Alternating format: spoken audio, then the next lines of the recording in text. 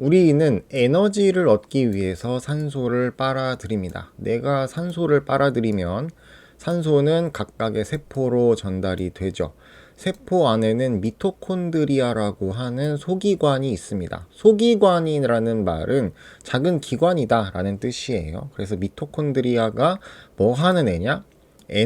세포 안에서 에너지를 생산하는 부품이다 라고 보시면 됩니다. 실제로 보면 얘는 단면을 자른 모습인데 미토콘드리아의 모습이에요. 마치 해삼같이 생겼습니다. 중요한 건 뭐냐면 막인데 외막이 있고 내막이 있습니다만 우리가 중점적으로 볼 곳은 내막이에요. 이 내막을 확대해 보면 이렇게 생겼어요. 내막에는 여러 가지 종류의 단백질이 박혀 있습니다. 또는 그냥 단순히 붙어 있기만 해요.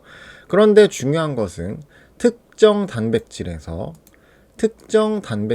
산소의 소모가 일어난다는 겁니다. 그러니까 결국에는 내가 흡수한 산소의 종착역은 어디냐? 바로 이 단백질이었다는 거예요.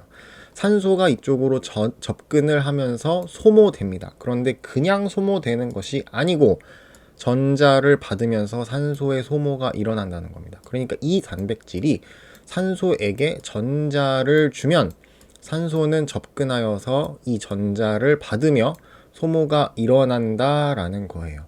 이것은 상당히 중요합니다. 왜냐하면 전자의 흐름을 만들어내야 하기 때문에 그래요. 전자가 외부에서 이 단백질 혹은 이 단백질로 전달이 됩니다.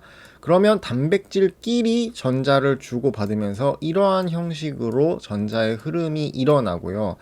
마지막에는 산소가 와서 전자를 받아주면서 이 흐름이 계속해서 유지가 될 수 있다는 말이에요. 근데 뭘 위해서 이런 짓을 하냐 하면 수소를 펌핑하기 위해서 그렇습니다.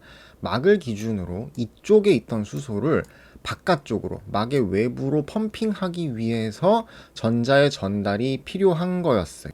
그러니까 사실은 우리가 봤던 이런 단백질들 있지 않습니까? 여러 단백질 중에 일부가 사실은 수소의 펌프였다는 얘기입니다. 전자가 이렇게 전달이 되면서 혹은 이렇게 전달이 되면서 수소를 안에서 밖으로 펌핑할 수 있다는 거예요. 이것은 마치 고대 로마에서 볼 수 있었던 물레방아하고 비슷합니다. 로마인들이 산을 깎아가지고 이렇게 계단 형식으로 물레방아하고 방앗간을 지어놨었대. 여기에서의 핵심은 뭐예요? 물이 흐른다는 거잖아요. 물이 흘러서 물레방아가 돌아가면 방앗간에서 곡식을 빻아가지고 야 빵을 배 터지게 먹어보자 그런 거잖아요. 물을 여러분 전자로 한번 바꿔보세요. 전자가 흐름에 따라서 수소를 펌핑할 수 있는 펌프가 돌아. 그래서 수소를 펌핑할 수 있습니다. 그래서 이 고대 로마에서 볼 수 있었던 물레방아하고 원리가 비슷하다라고 볼 수 있습니다.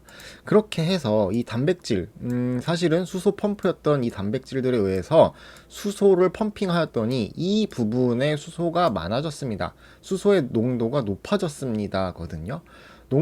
그래서 확산 현상이 일어나는데 확산이라는 것은 농도가 높은 쪽에서 낮은 쪽으로, 그러니까 여기에는 수소가 많고 반대로 막의 안쪽에는 수소가 적은 상태거든요. 그렇기 때문에 확산이 일어나요. 수소가 호로록 하고 이렇게 빨려 들어옵니다. 그러니까 사실은 이 단백질의 역할은 뭐였던 거예요? 수소가 이동할 수 있었던 통로가 뽕 하고 뚫려져 있었던 겁니다.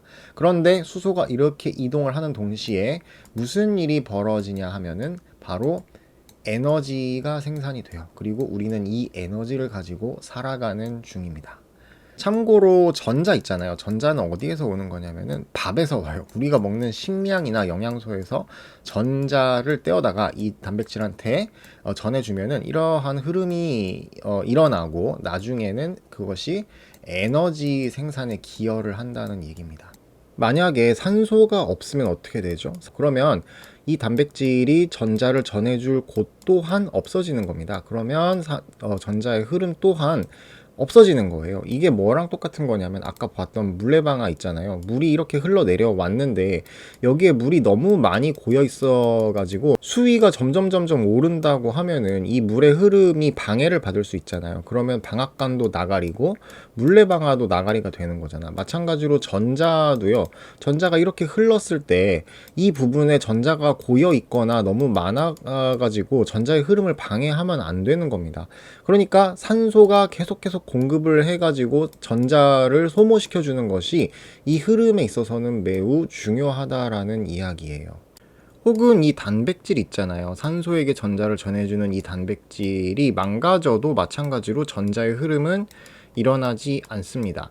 이 단백질, 산소에게 전자를 전해주는 단백질을 인위적으로 망가뜨릴 수 있는 약물이 하나 있는데 그게 그 유명한 청산가리예요.